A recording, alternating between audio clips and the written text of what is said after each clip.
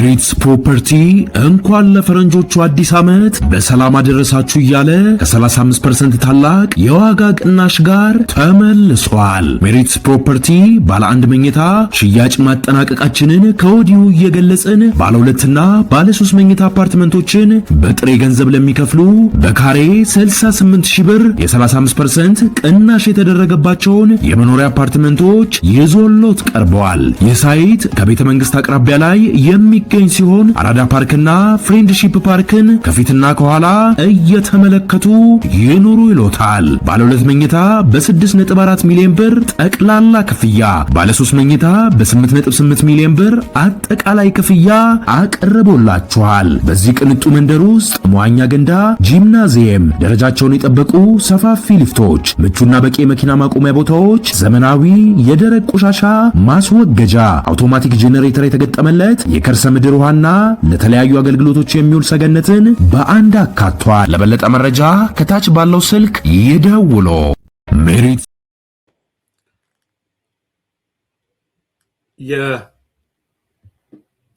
የወሳኝ አጀንዳ ይኖረናል። ይሄ አጀንዳ ብዙ ነገሮች ያናግራል፣ ግን መረጃውን ብቻ ላይ ተመርኩዘን እንነጋገርበታለን።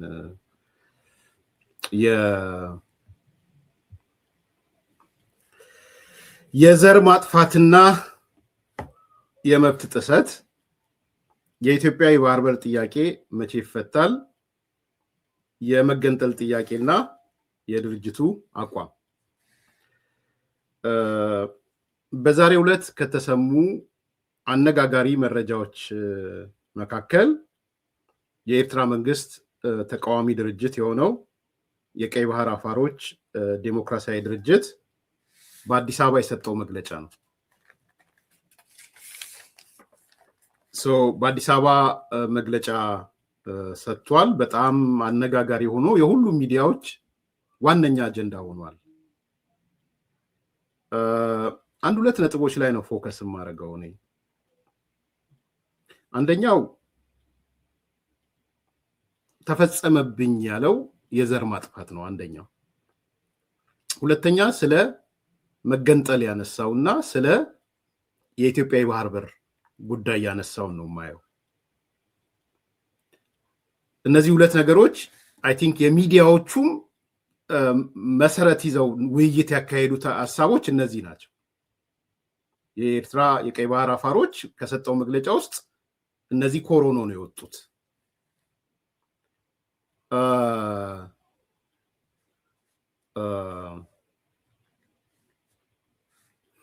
በኋላ እንነጋገራለን በሻሽ በሀሳቢ ላይ እንሂድ ብዬ ነው። የሻዕቢያ መንግስት በቀይ ባህር አፋሮች ላይ የፈጸመው የዘር ማጥፋት ነው አንደኛ የተነሳው። ስለዚህ ምን እያለን ነው? ይሄ ቀይ ባህር አፋሮች የኤርትራ መንግስት የዘር ማጥፋት ፈጽሞብኛል፣ ይሄንን ጉዳይ ደግሞ ለአፍሪካ ህብረት የሰብአዊና የህዝቦች መብት አቅርብ ያለው ለኮሚሽኑ፣ ኮሚሽኑም ተቀብሎኝ የኤርትራ መንግስት በ60 ቀን ምላሽ እንዲሰጥ ጠይቋል የሚል ትልቅ ዜና ነው ያወጡት። አንዱ መነጋገሪያ አጀንዳ ይሄ ነው የሆነው። እስቲ እንስማው።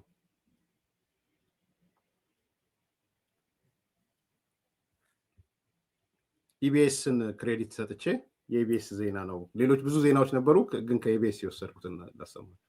የቀይ ባህር አፋር ዲሞክራሲያዊ ድርጅት በደቡባዊ ኤርትራ ለሚገኙ የአፋር ህዝቦች ነጻነት የሚታገል ድርጅት ነው።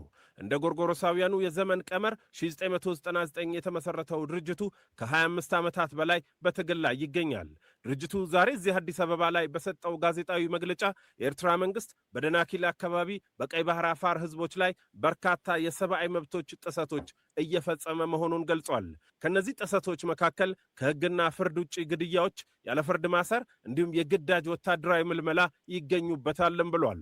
ከዚህ በተጨማሪ የቀይ ባህር አፋር ህዝብ ከታሪካዊ መሬቱ እንዲፈናቀል ተደርጎ ወደ ጎረቤት ሀገራት እንዲሰደድ ስለመደረጉም አስታውቋል።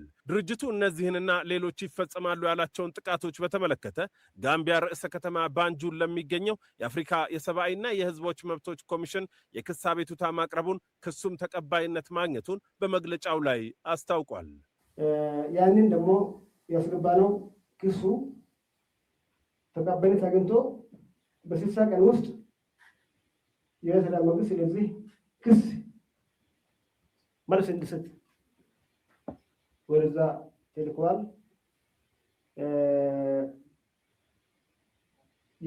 ይህ ደግሞ የዓለም ማህበረሰብ እንዲያውቅ በተለይም የአፍሪካ አህጉር ሰብአዊ መብቶች የተባበሩት መንግስታት ድርጅት እና የዓለም አቀፍ ሰብአዊ መብቶች ሁሉ በእኛ ላይ እየደረሰ ያለው የዘር ማጥፋት ዘመቻ እንዲያውቁ ነው።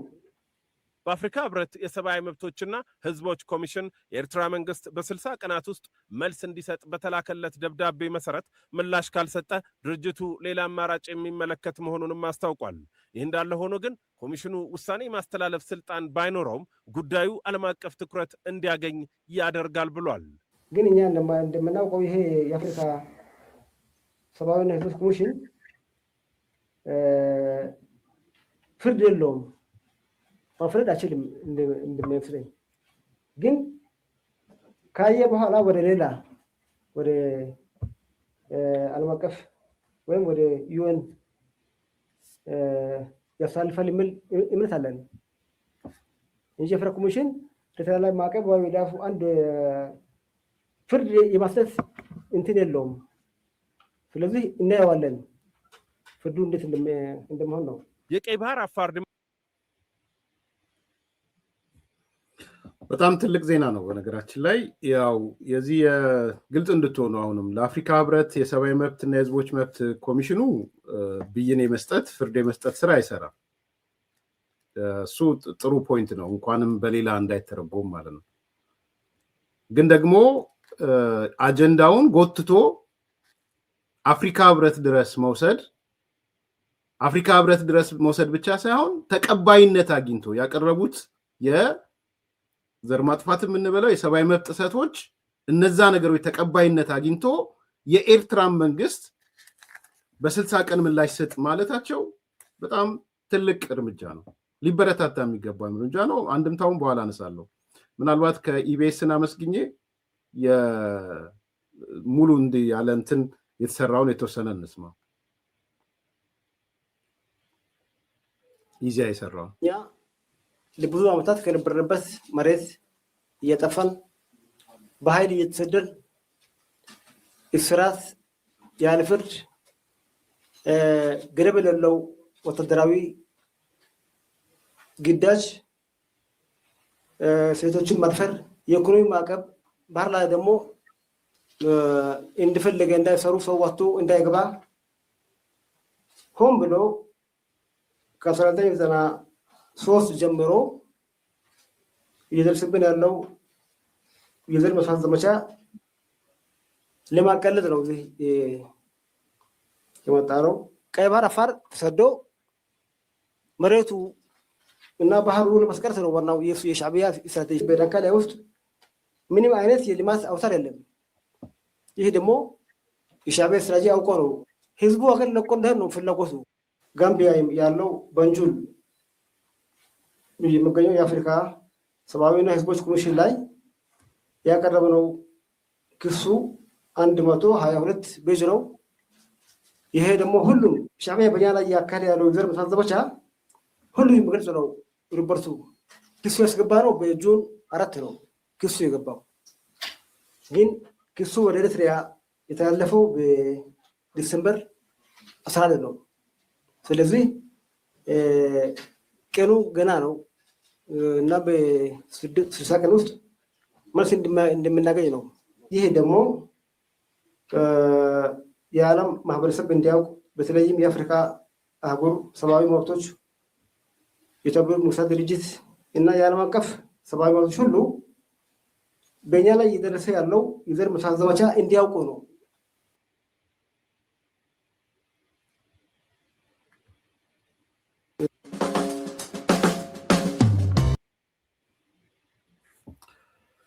እንደሰማችሁት እንግዲህ ወደ 122 ገጽ የሰብአዊ መብት ጥሰት የያዘ አቅርበዋል በሰኔ ወር ማለት ነው። 122 ገጽ ቀላል አይደለም። እነሱ እስከምን ድረስ የሚወስዱት እስከ ዘር ማጥፋት የሚል ነው የሚወስዱት። ይሄን ነገር ተቀብለው ከመረመሩ በኋላ የአፍሪካ ህብረት የሰብአዊና የህዝቦች መብት ኮሚሽን እንበለው የኤርትራ መንግስት ማብራሪያ እንዲጠይቅበት ወይ ምላሽ እንደሰጥበት ዲሴምበር ልከዋል። 60 ቀን ተሰጥቷቸዋል ማለት ነው። እነዚህ ሰዎች የሄዱበት ርቀት በጣም በጣም ጥሩ ነው ብዬ ነው ማምነው። አንድ ስቴፕ ነው። ምንድነው አንድምታው? በኋላ ላይ እመጣለሁ። መረጃውን ብቻ እንድትወስዱት ስለፈለኩ ነው። ሁለተኛ ከዚህ ከትጥቅ ትግልና ከሰላማዊ ትግል ጋር አያይዘው ያነሱት አለ። ከዚህ ከራስን ዕድል በራስ መወሰን ጋር ያነሱት አለ። ከራስን ዕድል በራስ መወሰን ጋር የተያያዘውን ነገር አሁንም መረጃውን ልስጣችሁና የኔ አጠቃላይ አስተያየት ሰጣችኋለሁ። ምናልባት ለሌላ ጊዜም በሰፊው የሚያነጋግሩ ስለሆኑ ማለት ነው። ዋዜማን ደግሞ አሁን ላምጣው፣ የዋዜማን ሀሳቦች። ያ ደግሞ ግን ዳይሬክት ከኤርትራ መገንጠል አያሳይም። የመጀመሪያው ምንድነው? በኤርትራ ውስጥ ህገ መንግስት ውስጥ የራሱን የራስ የመወሰን ዋስትና እንዲሰጠን ነው ትግላችን። ያ ካልሆነ ግን ህዝቡ የተሻለ ነገር ይመርጠዋል። ግልጽ ነው። ስለዚህ ዳይሬክቱ እኛ ከኤርትራ መገንጠል አያሳይም። ግን በኤርትራ ህገ መንግስት ውስጥ የራሱን የራስ መወሰን እስከ መገንጠል የሚል መልስ እንዲሰጠን ነው የምንፈልገው። ያ ካልሆነ ግን ህዝቡ ይፈልገውን ሊመርጥ ይችላል እና እሱ ወዲያው የኛ ጥያቄ ከኤርትራ መገንጠል አይደለም ትግላችን። መጀመሪያ እዛ ውስጥ መብታችን እንደ ክብር ነው እስከ መገንጠል። ያ ካልሆነ ነው ወደ ሌላ የምንሄደው። ምናልባትም ያው ካልተቀበለ እናየዋለን። ዋናው ነገር የግድ ስርዓት ከወደቀ ሁሉ ነገር ይፈታል። አፋር አንድ ይሆናል። ኢትዮጵያ ደግሞ የባህር በር ታገኛለች፣ ባህር ትጠቅማለች። ዋናው ግን የሲያስ ስርዓት እንዲወገድ ነው ማድረግ ያለብን። እኛም ቀርቶ እኛም ብቻ ሳይሆን ራሱ የአካባቢ መንግስታት ከመጀመሪያ ጀምሮ ቀይ ባህር አፋር የራስ የመወሰን አንዱ የሚያነሳው ነው። የኤርትራ መንግስት መወገድ አለበት። እስኪወገድ መፍትሄ የሚሆነው ዋናው እሱ ነው። የራስን ዕድል በራስ መወሰን እኛ እስከ መገንጠል እንላለን። የመገንጠል ግን አጀንዳ አይደለም የምናቀነቅነው ነው የሚለው። ያም ሆነ ግን ትልቁ መፍትሄ የኢሳያስ አፈወርቂ መንግስት መወገድ ነው። ለሱ ነው እየሰራን ያለ ነው ይላል። በዛ ለመስራት ደግሞ ሰላማዊ ትግልንም የትጥቅ ትግልንም መርጣችኋል የሚል አሁንም ኢቢኤስ ጋዜጠኛ ኤርሚያስ የሚባለው ጥያቄ አንስቶለት ነበርና ለሱ የሰጠው መልስ እንስማና የኔን ማጠቃለያ አስተያየት ሰጣችኋል። የቀይ ባህር አፋር ዲሞክራሲያዊ ድርጅት ይህን ዓለም አቀፍ ህግ መሰረት በማድረግ ከሚያደርገው ሰላማዊ ትግል ጎን ለጎን ለበርካታ ዓመታት ደግሞ የትጥቅ ትግል ላይ ይገኛል። በሁለቱም መንገድ መጠቀም አንዱን ተቀባይነት አያሳጣውም ወይ ብለን አመራሮቹን ጠይቀናቸው ነበር። ስለማይቀበል ነው እኛ ትጥቅ ትግል የጀመርነው ዛሬ 28 ዓመት ነው። ከዛሬ ጀምሮ 28 ዓመት ነው ትግሉ። ቢቀበል ጥሩ ነበር። ቢቀበል እኛ ሰው መገደል ወይ እንደገደል አንፈልግም። ያው የመጨረሻ አማራጭ ነው ትጥቅ ትግል ማለት። ስለዚህ አይቀበልም። ስለማይቀበል ይግድ ነው ከዚህ ብሎ ተካለ ትግል ያረግ ከዚህ ደግሞ ያው ትጥቅ ትግል ማለት ግድ ስለሆነብን ነው።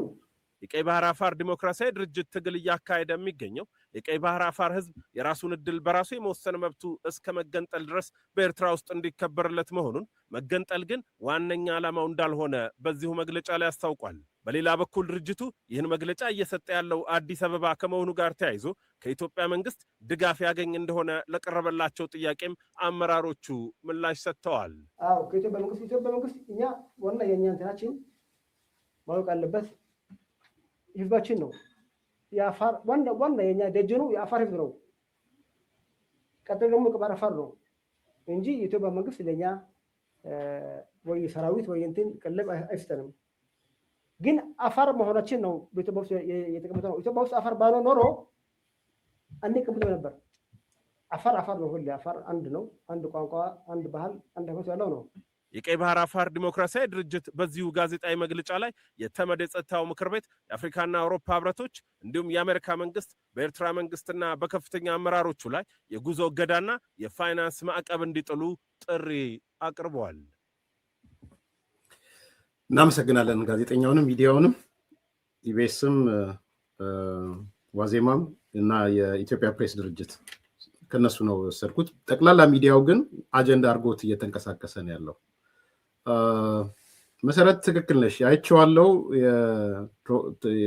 የሼትልን ራሱን የቻለ ፕሮግራም ሰራበታለሁ። ለዛ ነው ያስቀመጥኩት። በኮሜንት ላይም በጂሜል ላይ ልከሽልኛል። ሼትል እዛ የአፋርን ሪፈረንደም ተከታትሏል። በጣም ብዙ ለውጥ አለው። ሼትል እንዴት እንደሆነ አላውቅም።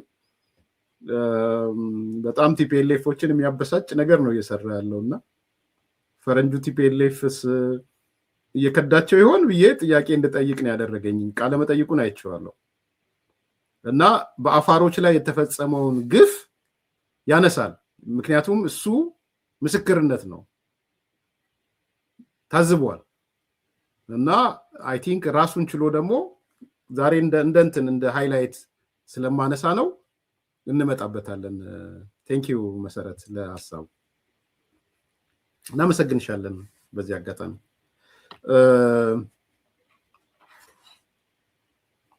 ኮር ነጥቦች አሉ። እናንተም እየሰጣችሁት ያለውን አስተያየት እየተነጋገራችሁበት ያለውንም እያየው ነው። የፍትህንም የበሻንም የሁላችሁንም የድሬንም አሊ የለም እኮ ቢመጣ ጥሩ ነበረ። የአዲስ ኮምፓስ ጭራቀረሽ ብለን ነው ይለን ካለን እናስተናግደዋለን።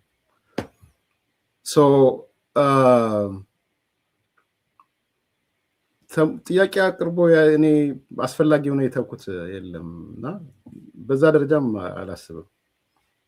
ያም ሆነ ግን ከእንትኑ ጋር የተሳሰረ ከአጀንዳው ጋር የተሳሰረ እና በጣም ከባድ ነው። በነገራችን ላይ እያወያያችሁም ዶክመንት ሀሳብ ጽፋችሁም ከዛ ደግሞ ውይይታችሁ ጋር መታችሁ ቴዎድሮስ አስፋው ሲናገር ሰምቼዋለሁ። ኢኔኒ ኬዝ ሁሉንም በአንዴ ማየትም አይቻልም፣ ፎከስም ታጣላችሁ። እሱንም ከግምት ክተቱ። ነገር ግን እርስ በራስ እንድትነጋገሩ የምፈልገውም ለዛ ነው።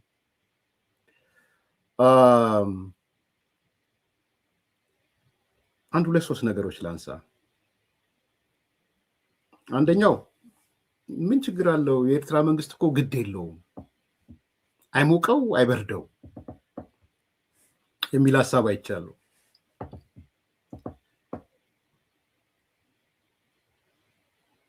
አይመስለኝም። እኔ እንደ ኤርትራ መንግስት የመጨረሻ በፍራቻ ጥግ ውስጥ ያለ የለም። እኔ እንደዛ ነው የማስበው። ፍትህ አምባገነኖች በመርህ ደረጃ ልንገራችሁ፣ አምባገነኖች ባይ ኔቸር ፈሪዎች ናቸው። ማለት ሁሉም ሰው መፍራት አለበት፣ በዛ ተነጋግረናል። የፍራቻቸው ጥግ ግን የትየለሌ ነው።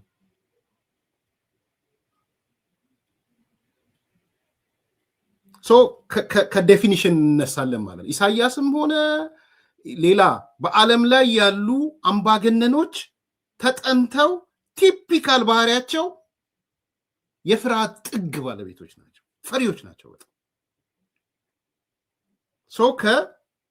ከአምባገነንነት ይመነጫል ማለት ነው።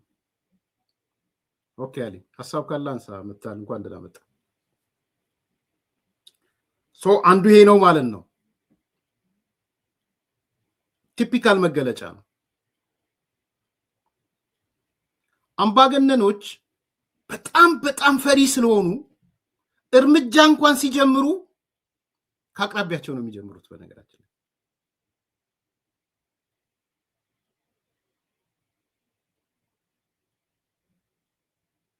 ኮሎኔል መንግስቱ መጀመሪያ ያጠፋው አጠገቡ ያሉትን ሰዎች የራሳችንን ተምሳሌት ብንወስድ ማለት ነው።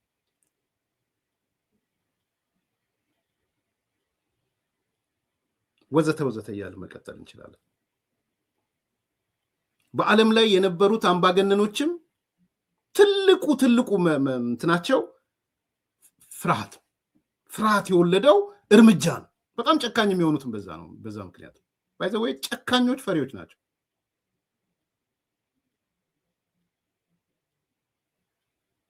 ፈሪ ስትሆን ነው ጨካኝ የምትሆነው። ቅድም በምሳሌ ስታነሳቸው የነበሩ ሳይ ነበር 30 ዓመት ምናምን ጋዜጠኞችን ምናምን የሚያደርገው ከፍራቻ ነው።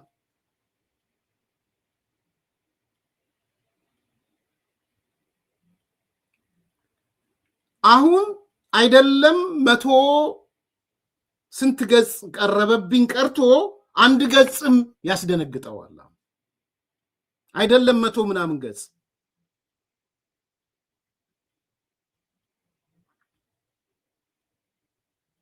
በዓለም አደባባይ ላይ ሊንቀው ይችላል አፍሪካ ህብረትን። አፍሪካ ህብረት ግን ካልመለሰለት ይልከዋል ዶክመንቱን።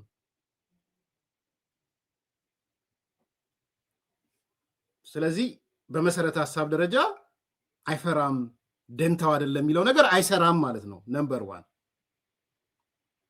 ቁጥር 2 የሰሞኑን የኢሳያስ ውሳኔ የእውር ድንብር ውሳኔ ተመልከቱ። የሃይማኖት ምናምኖችን መፍታት፣ የሆኑ አካላቶችን መፍታት፣ የሆነ ነገር ማድረግ ከየት ነው የመነጨው? መነሻው ምንድን ነው? ይሄ ሁለተኛው ጉዳይ ነው። ዓለም አቀፍ ደረጃ የታየበት ስዕል ማለት ነው። የተወሰነ ድንጋጤው ስለገባ ሶስተኛው የኢትዮጵያው መንግስት ጉዞ የኢትዮጵያ መንግስት አለቀ ደቀቀ ብሎ የሚያስበውን ጥያቄ ኢሳያስ ይዞበት መጣ።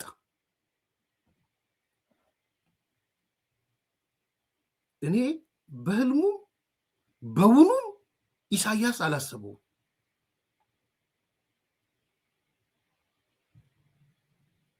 እንዲህ አይነት የባህር በር ጥያቄ ይዞ የሚመጣ እንዲህ አይነት የወደብ ጥያቄ ይዞ የሚመጣ ክሌም የሚያደርግ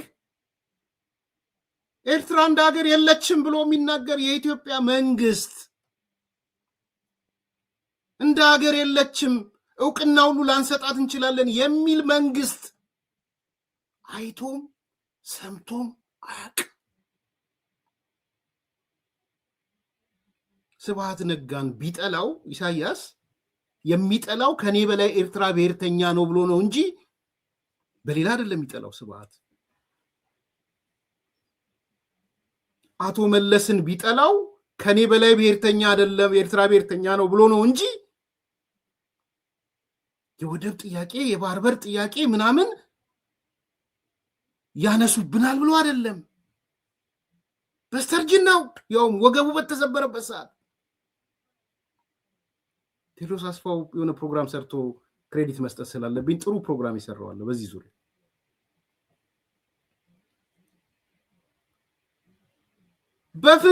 በፍጹም ያልጠበቀው በውኑም በህልሙም ያልጠበቀው ነገር ነው ከኢትዮጵያ ዱብ ያለበት።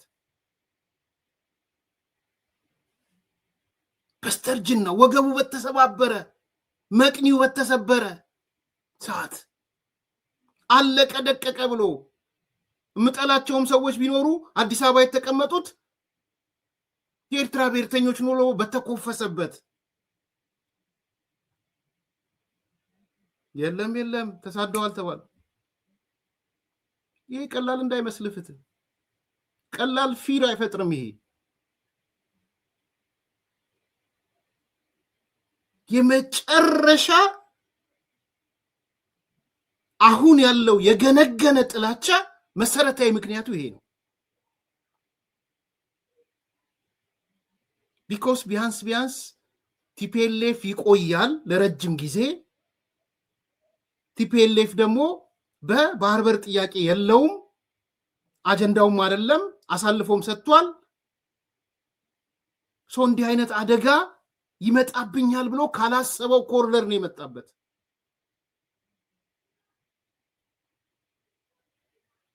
ዛሬ የቲፒኤልኤፍ አለቆች እነ ጀነራል ክንፈ ምናምን ጦርነት ወይስ ባርነት የሚሉት ለዛ ነው። ምን ባርነት ወይስ ነፃነት የሚሉ ማዕከላዊ መንግስቱን ለቀው ማለት ነው። ለዚህ ለኢሳያስ ፊር ነው፣ ትርጉም የላቸውም እነዚህ ሰዎች። አይ ኤርትራ ብትወረር እንዋጋለን ይላሉ አይደል አንዳንድ የህወሓት ጀነራሎች። ለሱ ግን ለኢሳያስ ፍራቻ ነው። በፍራቻ ማዕበል ውስጥ እየዋኘ ያውም የፍራቻ ውቅያኖስ ውስጥ ነው ያለው ኢሳያስ። ኩሬም አይደለም ወይም ባህር አይደለም፣ ውቅያኖስ ውስጥ ነው ያለው። ከዚህም አንፃር እንድታዩ ትፈልጋለሁ። ሶስተኛ ትግራይ አካባቢም የሚያየው የትግራይ ጽንፈኛ ብሔርተኝነት አስግቶታል ኢሳያስን። ቀላል እንዳይመስላችሁ፣ ደስ የሚለው እንዳይመስላችሁ። የትግራይ ብሔርተኝነት የኢሳያስ ጠላት ነው። ኮንፊውዝ ያደርጋል አይደል? ኢሳያስ በህይወቱ ሌላ መስራት የሚፈልገው ነገር የትግራይ ህዝብና የኤርትራን ህዝብን ለአንዴና ለመጨረሻ ጊዜ ማፋታት ነው የሚሰራው። በነገራችን ለአንዴና ለመጨረሻ ጊዜ የኤርትራ ህዝብና የትግራይ ህዝብ ካልተፋቱለት ፕሮጀክቱ አይሰክንለትም። ትግራይ ትግሪኝ ብለው ይመጡበታል፣ አጋዚያን ብለው ይመጡበታል። ስለዚህ ዝም ብሎ አይደለም ክላስተር ቦምብ አንስቶ አይደር ላይ የወረወረው እንዳይመስላችሁ። ዝም ብሎ አይደለም ተኮሊ የጌም ኦቨር ወያኔ ብሎ ህዝቡን የጨፈጨፈው የትግራይን ህዝብ የትግራይ ኤሊትን ያገኘውን አጥፋ ብሎ ፕሮጀክት የቀረጸው በጦርነቱ ወቅት ከ16 ዓመት በላይ ብሎ ዝም ብሎ እንዳይመስላችሁ የቆየ ያገነገነ ነው። ፎርዛት ማተር እኔ አይደለሁም ያልኩት፣ የኤርትራ ምሁራኖች ነው ያሉት። በትግራይ ልሂቅና በኤርትራ ልሂቅ መካከል ማህበረሰባዊ ቅራኔ ነው ያለው። ዛሬ ሊደነግጡ ሊናደዱ ይችላሉ፣ ግን እውነቱ እሱ ነው። ማህበረሰባዊ ቅራኔ እስኪፈጠር ድረስ በሁለቱ ማህበረሰቦች መካከል በትግራይና በኤርትራ ማለት ነው እስከሱ ርቀት ይሄደ ነው ማህበረሰባዊ ቅራኔ። ኢትዮጵያ ውስጥ ማህበረሰባዊ ቅራኔ የለም። በኦሮሞ ህዝብና በአማራ ህዝብና በትግራይ ህዝብ መካከል ማህበረሰባዊ ቅራኔ አለ ብዬ አላምንም እኔ። በኤርትራ ህዝብና ልሂቁ ማለት ነው በትግራይ ልሂቁ መካከል ግን እንደ ማህበረሰባዊ ቅራኔ አለ። እኔ አይደለም ያልኩት፣ የኤርትራ ፕሮፌሰሮች ነው ያሉት የጻፉት። እነሱ ራሳቸውን አስኮፍሰው ኢንፌሪዮሪቲ እና ሱፔሪዮሪቲ አለ ይላሉ። እሱስ መግባት አልፈልግም፣ ግን ሲሪየስ የሆነ ማህበረሰባዊ ቅራኔ ያለው ብለው ያምናሉ።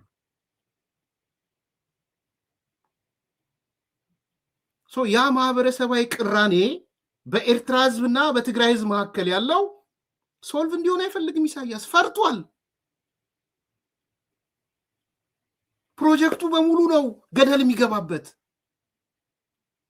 የነዚህ ሁሉ ድምር ውጤት ኢሳያስ የሚይዘው የሚጨብጠው ነው ያጣው። ፍትህ አንተ እንደምታነሳው አይደለም። የሚይዘው የሚጨብጠው 7 ቀን ግብጽ ወይም 5 ቀን ግብጽ 3 ቀን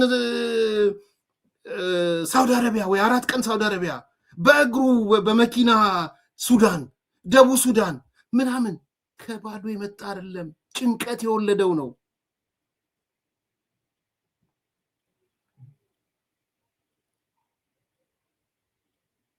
እርግማን የሆነበት በተለይ ጠቅላይ ሚኒስትሩ የኢትዮጵያ ጠቅላይ ሚኒስትር እርግማን የሆነበት በክፉ ዘመን መቅኒው በፈሰሰ ዘመን መጣበት ጉልበቱ በፈሰሰ ዘመን መጣበት ጥልቅ ፍራቻ ውስጥ ገብቷል ኢሳያስ እነዚህ ከባህሪው ተነስተ ከነዚህ ፖለቲካ ትንታኔዎች ተነስተ አይሞቀኝም አይበርደኝም የሚልበት ደረጃ ላይ አይደለም ያለው አንደኛው እሱ ነው ሁለተኛ ኢሳያስ እያለቀለት ነው ይሄን ስናገር ከባዶ ስሜት ከምናምን አይደለም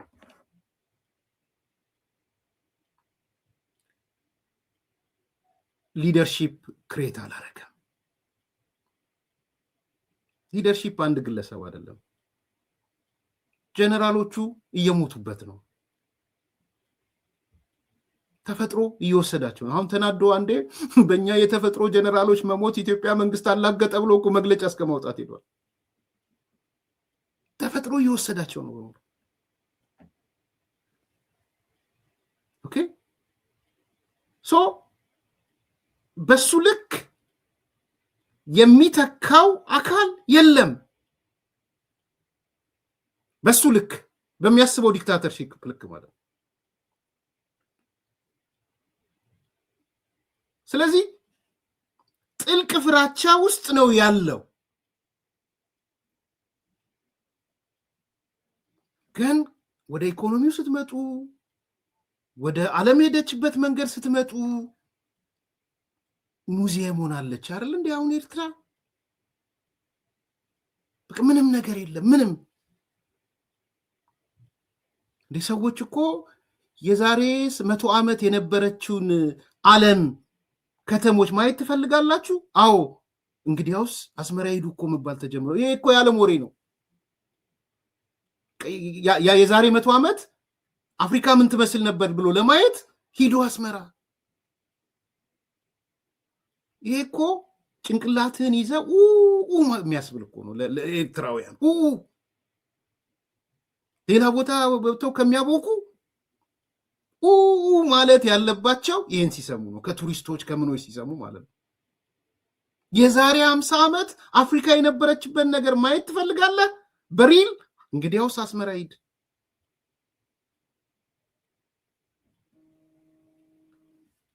አይዘገንንም የሁሉ ፍራቻ ነው ዘመን ጥሏቸው ሄዷል የኤርትራ ፕሮጀክት ፌል አድርጓል ፕሮጀክቱ ራሱ ለምን ፌል አደረገ ቢኮዝ የኤርትራ ፕሮጀክት በዋናነት በኢትዮጵያ ላይ ጥገኛ የሆነ ፕሮጀክት ነው ሌላ ፕሮጀክት የለውም የኤርትራ በራሱ ፕሮጀክት የለውም ሬንት ሲከር ነው ጥገኛ ነው ኢትዮጵያ ላይ የተመሰረተ ኢኮኖሚ ነበር ያሰበው የለም እሱ አሁን ሲንጋፖር ሆናለው ሲል የኢትዮጵያን ኢኮኖሚ ማኒፑሌት አደርጋለሁ ብሎ ነው ቀረ ኖ ሞር ከየት ያምጣው ሪሶርሱን ኤርትራ በራሷ ቆማ መሄድ የምትችል ሀገር አይደለችም ባይዘው እኔ መከራከር እችላለሁ በዚህ ጉዳይ ላይ ያ ማለት መሆን የለባትም ሀገር ምናምን እንደዛ ውስጥ የለውም ሀገር ሆና እኔ ሀገርነቷን እቀበላለሁ ብዙ ጊዜ ነግሬያችኋለሁ ኤርትራ እንደ ሀገር መቀበል ሰው ነኝ ለጊዜውም ቢሆን እቀበላለሁ ምክንያቱም ኢሳያስ ከተወገደ በሀገርነት አብረን መኖር እንችላለን እኛ 10% ስናድግ ኤርትራን 20% እናሳድጋታለን ብዬ ስለማምን ይሄን ሁሌ ንግግሬ ነው ኢሳያስ ነው ውስጣችን ያለው ዋና መርዝ እንጂ ኢሳያስ ዞር ቢል ኢትዮጵያን ፍላጎቷን ኤርትራውያንን ፍላጎታቸው ይሳካል ብዬ ስለማምን በሰጥቶ መቀበል ውስጥ ሶኔ ኤርትራ ሉዓላዊነት ላይ ጥያቄ የለኝም ፐርሰናሊ የኤርትራ መከላከያ ስትሮንግ መከላከያ እንዲኖራት ነው የምፈልገው ከኢትዮጵያ ጋር የተናበበ የአስፓይሬሽንም ካለ አስፓይሬሽናቸው እንዲጠበቅላቸው ፈልጋለሁ እነሱ ሲጠበቅላቸው የኢትዮጵያን መብት ደግሞ እንደሚያከብሩ ስለምናቅ እንደነ ሰናይ አይነት እነ ጋዜጠኛ ሰናይ አይነት ሰዎች ፊት ለፊታችን ስላሉ ፍትሃዊነት የሚያስቡ ስላሉ ስለዚህ ኢሳያስ በዚህ ሁሉ ድምር ውጤት ፍራቻ ውስጥ ከቶታል ለዚህ ነው ተሯሩጦ የሃይማኖቶችን ፈታው ያለው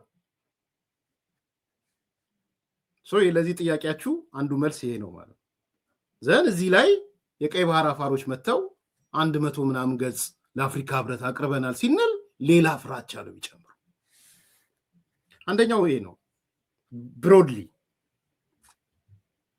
ሁለተኛ የነዚህ ሰዎች አንድምታ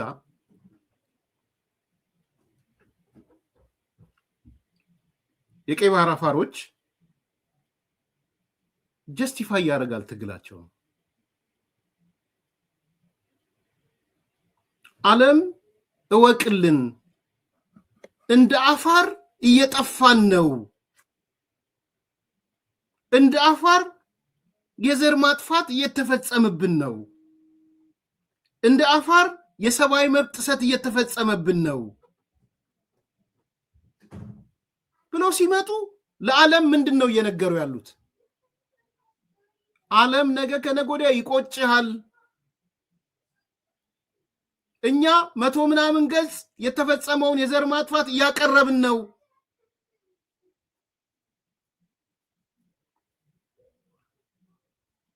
ገባችኋል ለኛ ያለው ምንድምታ ማለት ለነሱም ያለው እንድምታ ለዓለም ያለው ምንድምታ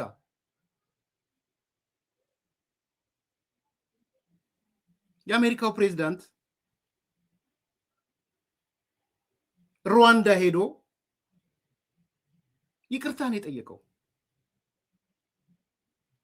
ለምን ይቅርታ የጠየቀው በዛን ወቅት አልሰማናችሁም በይፋ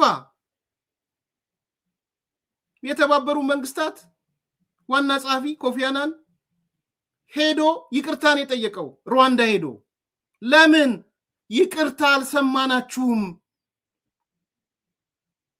ምንድነው የሚያመላክተው ዛሬስ እንደ ቢል ክሊንተን ያለ ሰው አይኖርም ሁሌ ትራምፕ አይሆንም እኮ የተባበሩ መንግስታት አያገባውም እነ ኮፊ አናን አይፈጠሩም ስለዚህ እየቀረበላቸው ያለው ዶክመንት በመረጃ በማስረጃ ተደግፎ ይሄው የዘር ማጥፋት እየተፈጸመ አፋርን የማጥፋት ስራ እየተፈጸመብን ነው ዓለም ዝም ብሎናል አፍሪካ ህብረት አቅርበናል እያሉ ነው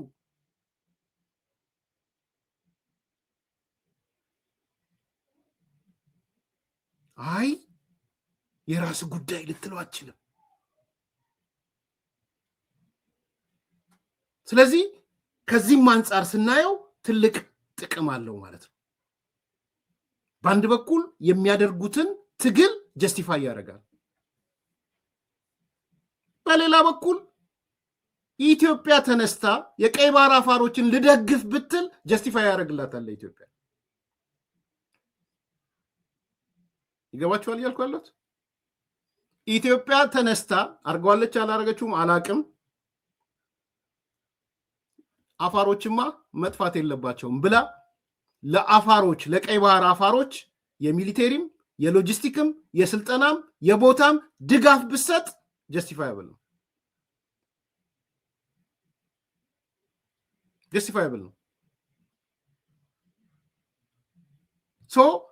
ዛሬ ቀይ ባህር አፋር የተናገረው ነገር ኢትዮጵያ እጇን አጣጥፋ መቀመጥ አትችልም በብዙ ምክንያቶች አንደኛ ኢትዮጵያ ውስጥም አፋር የሚባሉ አሉ እነዚህ አፋር የሚባሉ ሰዎች ኤርትራ ውስጥ ካሉት አፋሮች ጋር ኢንተረስት አላቸው።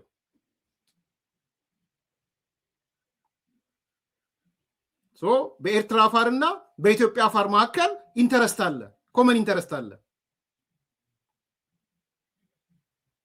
ለኢትዮጵያ አፋሮችም ሬስትለስ ነው፣ ሰላም አይሰጥም የኤርትራ አፋሮች አደጋ ውስጥ መግባት ማለት ነው።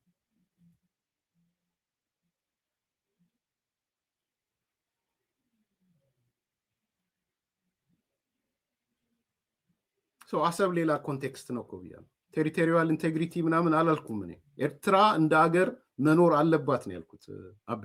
እንደ ሀገር ሚሊቴሪዋ ሊኖር ይገባል፣ ኢኮኖሚ መዋቅሯ ሊኖር ይገባል፣ ህገ መንግስት ሊኖራት ይገባል፣ ህግ አውጪ፣ ህግ አስፈጻሚ፣ ህግ ተርጓሚ ሊኖራት ይገባል። ኢኮኖሚዋን መደገፍ አለብን። እኛ የኤርትራ ጠላት አይደለንም። እንደውም ዋነኛ የኔን ፐርሰናል አቋም ነው፣ ሁሌም ማራምደው አቋም ነው። ከኤርትራ ጋር ተደጋግፈን ነው የምናድገው ብዬ ስለማምን ማለት ነው። ደንቃራችን እኔ ኢሳያስ አፈወርቂና ኢሳያስ አፈወርቂ ነው ብዬ ነው የማምነው። ኢቨን ሻቢያን ኢሳያስ ቢጠፋለት ሪፎርም ያደርጋል የሚል በጣም ቀቢጸ ተስፋ አለኝ እኔ። ቀቢጸ ተስፋ አለኝ ዛሬ ሻቢያ እንኳን ኢሳያስ ከተወገደ ሪፎርም ሊያደርግ ይችላል የሚል ቀቢጸ ተስፋ አለኝ እኔ። So the only problem ኢሳያስ ነው ለኔ። ከሄደላቸው ከኢትዮጵያ ጋር ይደራደራሉ። ከተወገደ ኢሳያስ ኤርትራውያን እንደ ህዝብ ኢትዮጵያ ትጎዳ የሚሉም አይመስለኝም።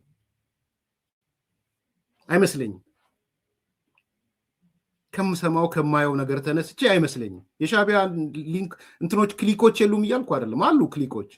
ኢትዮጵያን የሚጠሉ በጣም በጣም በጣም የሚሉ አሉ። አይ ዶንት ቲንክ ግን እንደ ማህበረሰብ ሪፎርም ከተደረገ ያ ሪፎርም ኮስት ቤኔፊቱን ያያል። የኢትዮጵያ ታሪካዊ ዳራዎች፣ የታሪካዊ ፍላጎቶች፣ የባህር በር ጥያቄዎች ወዘተ ኮንሲደር ያደርጋል ብዬ አምናለሁ።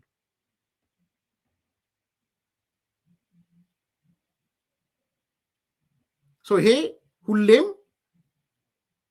የምመኘው ነው። ተቋማት ኤርትራ እንዲኖራት ነው የምፈልገው። መከላከያ እንዲኖራት ነው የምፈልገው። አየር ኃይል እንዲኖራት ነው የምፈልገው። ህግ አውጪ፣ ህግ አስፈጻሚ፣ ህግ ተርጓሚ፣ ህገ መንግስት እንዲኖራት ነው የምፈልገው። መልቲሚዲያ እንዲኖራት ነው። ባንኮች ብዙ እንዲኖራት፣ መልቲ ፓርቲ ሲስተም እንዲኖራት ነው የምፈልገው። ዴሞክራሲ እንዲመጣ ነው የምፈልገው። ነበራቸውም ኤክስፒሪየንሱም ነበራቸው። እነዛ የጻፍኳቸው ህልሞች ቴንኪው በሻ እነሱ እንዲኖሩ ነው የምፈልገው። በጣም እዚህ ላይ ግልጽ እኔ ፐርሰናሊ ግልጽ ኤርትራውያንም ኢትዮጵያውያንም በዚህ ጉዳይ ላይ እንዲረዱኝ ይፈልጋሉ። የኢትዮጵያ የባህር በር ጥያቄ ኤርትራን በማፍረስ አይደለም የሚመለሰው።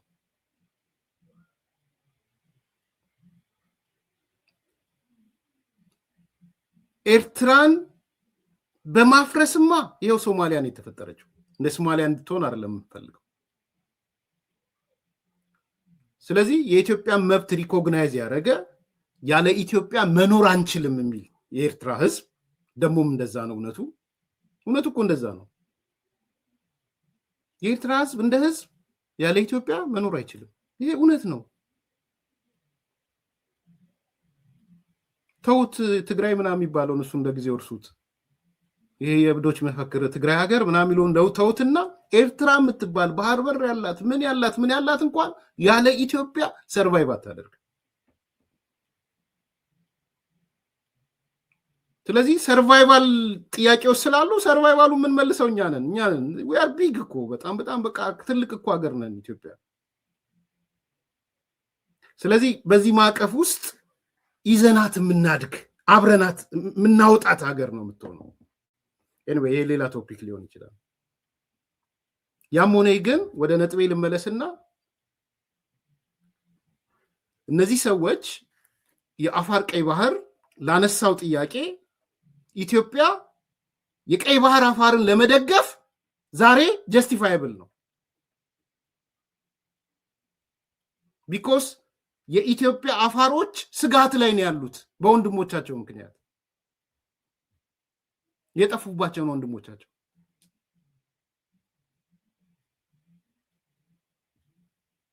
ይሄ ደግሞ የተለመደ ነው፣ የትም ሀገር ያለ ነው እኮ። ሬስት የለውም የአፋር ህዝብ ወንድሞቹና እህቶቹ ልጆቹ ኤርትራ ውስጥ እየጠፉበት ሰርቫይቭ አድርጎ አይኖርም፣ ሬስት አርፎ አይኖርም።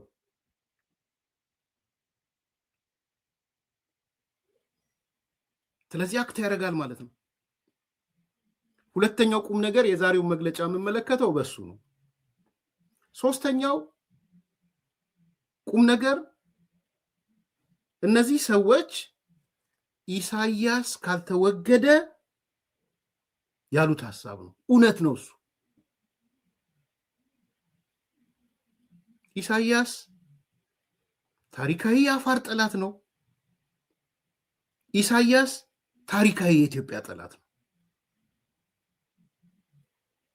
አልፎ ኢትዮጵያ ውስጥም የአፋር ጠላት ነበረ።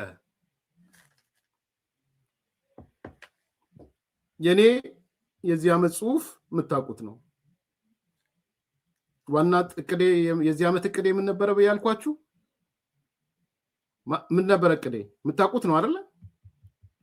ይሄው እቅዱ የኢሳያስ አፈወርቂ ቀጣይ እቅድ ሰኔ 2017 ከዚህ ጋር ኮምፓቲብል ነው ከማወራው ጋር። ኢሳያስ ምንድነው ያደረገው? ገጽ 7 ላይ ታገኙታላችሁ። ምን ያደረገው?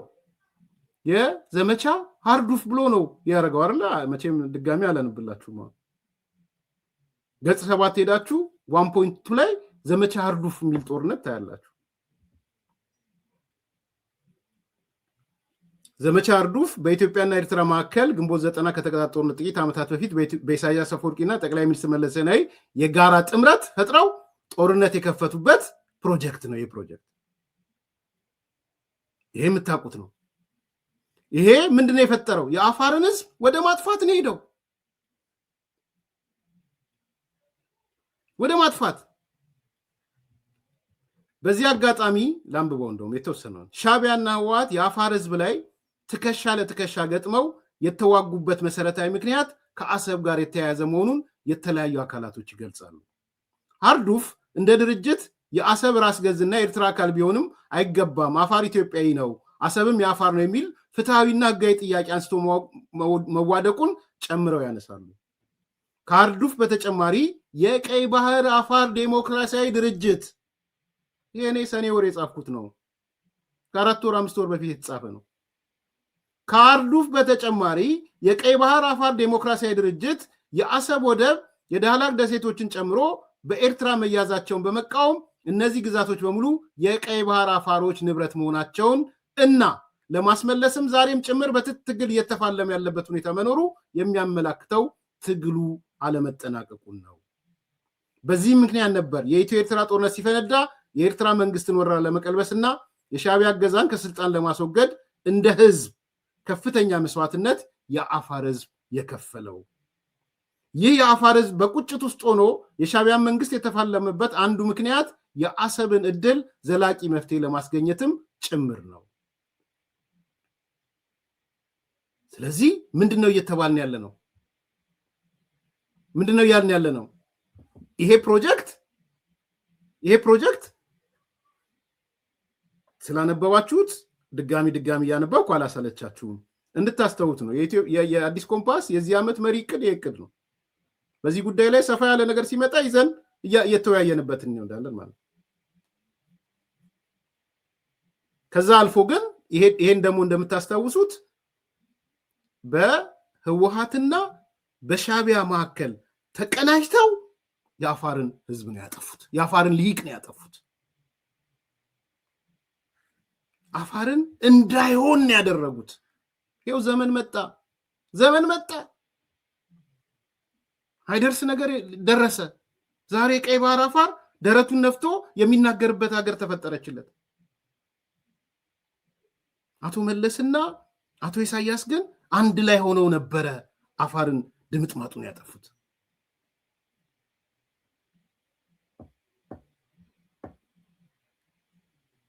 ሆኖም ደብዳቤው በማን ተወስኖ ተጻፈ የሚለው ነው እያነጋገረን የቀጠለው።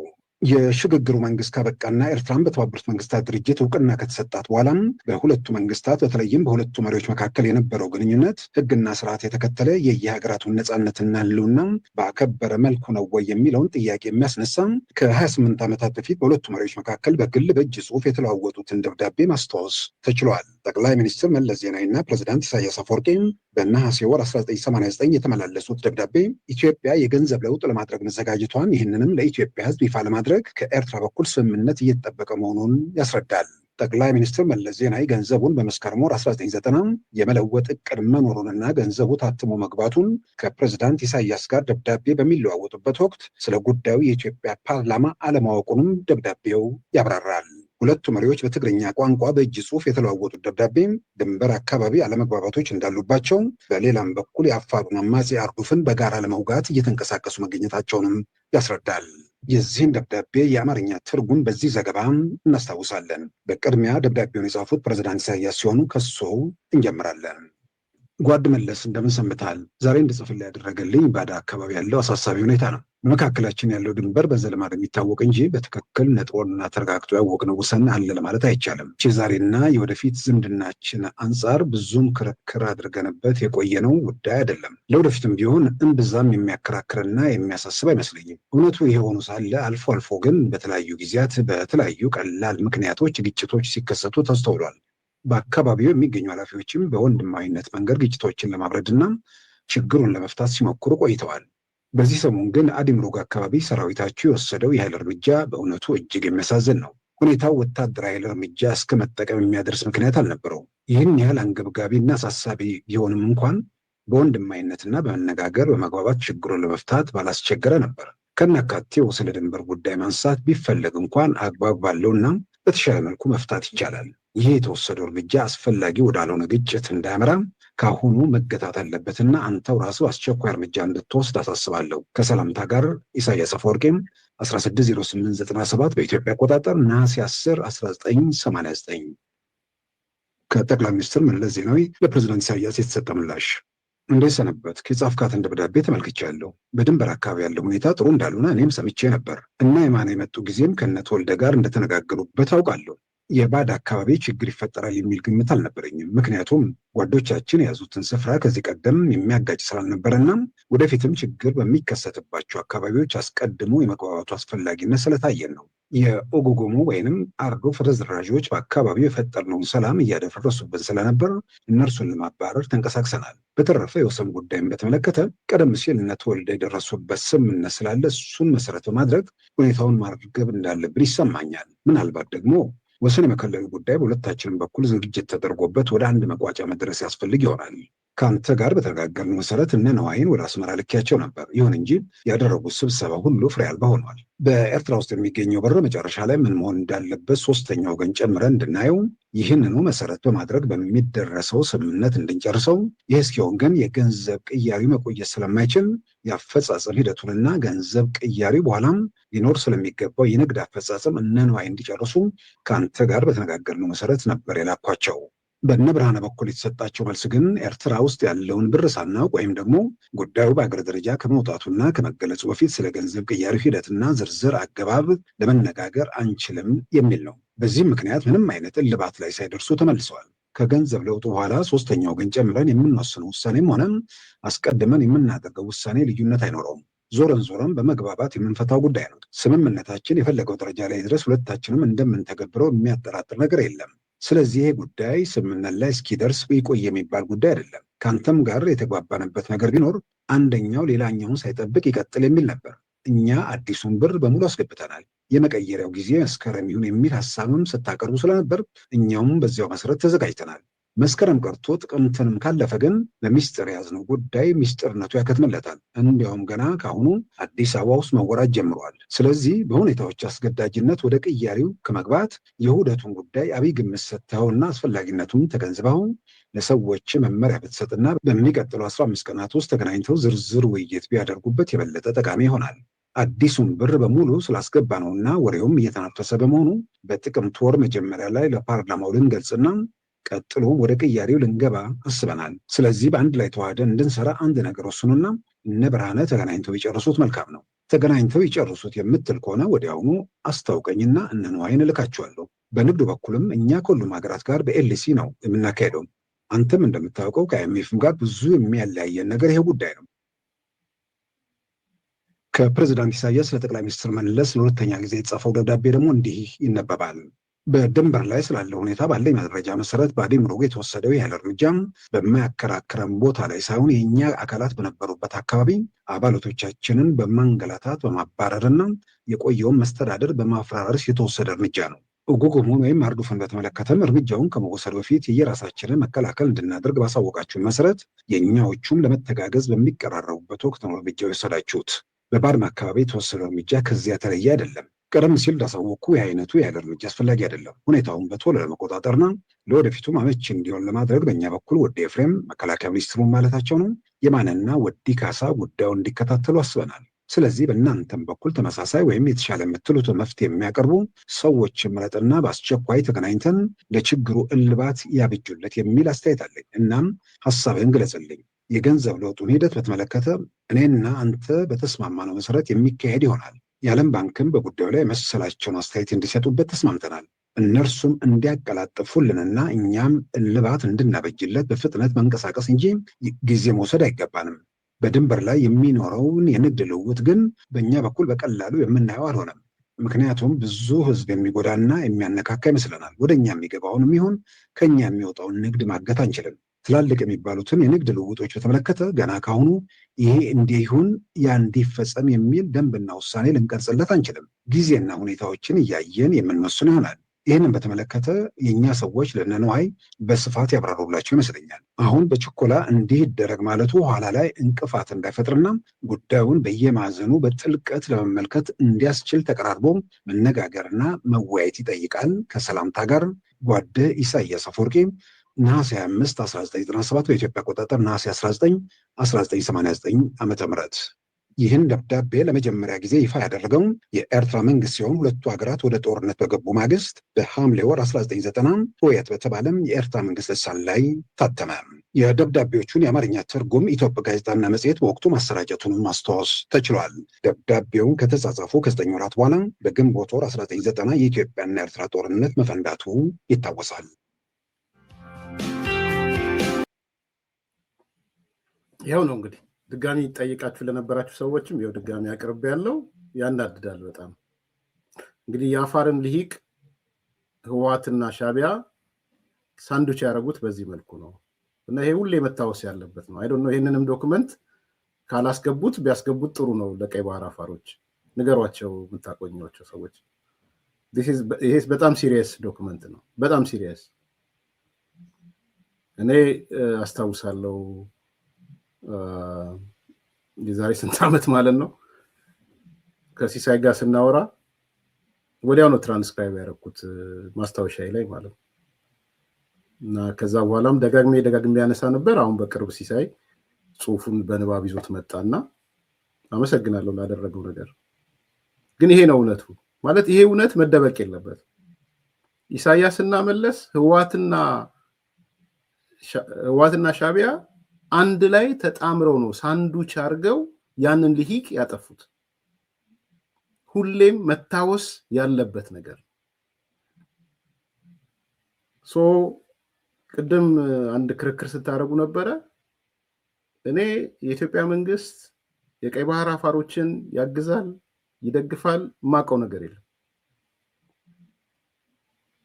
ባቅም አልናገረው ፎርዛት ማተር ግን እመኑኝ የማውቀው ነገር የለም። ባቅም ግን አልናገርም። የኢትዮጵያ መንግስት ቅድም ያነሳሁት ምንድነው? የኢትዮጵያ መንግስት የቀይ ባህር አፋሮችን ልደግፍ ብሎ ቢነሳ ጀስቲፋያብል ነው ያልኩት። ጀስቲፋያብል ነው። ጀስቲፋይ ማድረግ ይችላል። ቢያንስ ከአፋር ወገኖቹ ተነስቶ ማለት ነው፣ ከአፋር ክልል ህዝብ ተነስቶ ማለት ነው። ስለዚህ ስለ ጀስቲፋብል ነው ማለት ይደግፋል ማለት አይደለም። የኔ እምነት አለ በዋናነት የኢሳያስን መንግስት መጣል ያለበት ኤርትራውያኖች ናቸው። በኤርትራውያን ነው ወደቅ ያለበት። የኢትዮጵያ መንግስት ደግሞ ልደግፍ ካለ ለመደገፍ የሚያስችለው ምክንያት አለው። አሁን ታውት የኢትዮጵያን ጉዳይ ለጊዜው ተታክሩ ማለት ጀስቲፋያብል ነው ከአፋር የኢትዮጵያ ህዝብ አንፃር ማለት። ስለዚህ ደግፏል፣ አቀብሏል፣ እንዲህ ብሏል የሚል አንደበቴ ላይ አልወጣም። በጣም ግልጽ እንድትሆኑ እማቀውም ነገር የለም፣ ግን ደግሞ ባቅም አልናገርም። መልካም በዓል፣ መልካም ገና፣ የፈረንጆች ገና ለሁላችሁም። በውጭ ሀገር ለምትገኙ ወይም ደግሞ የገናን የፈረንጆችን ገና ለምታከብሩ መልካም የገና በዓል ማለት ፈልጋለሁ። ሃፒ ክሪስማስ።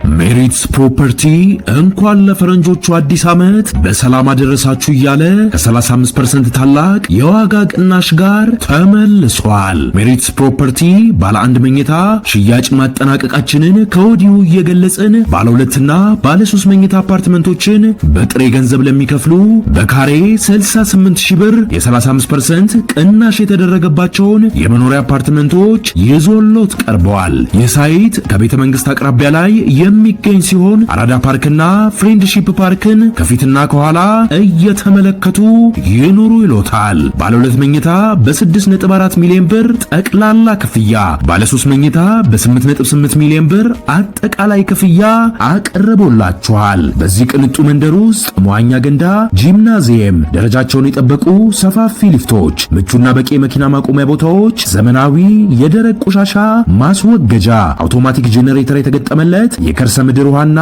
ለተለያዩ አገልግሎቶች የሚውል ሰገነትን በአንድ አካቷል። ለበለጠ መረጃ ከታች ባለው ስልክ ይደውሉ። ሜሪትስ ፕሮፐርቲ እንኳን ለፈረንጆቹ አዲስ ዓመት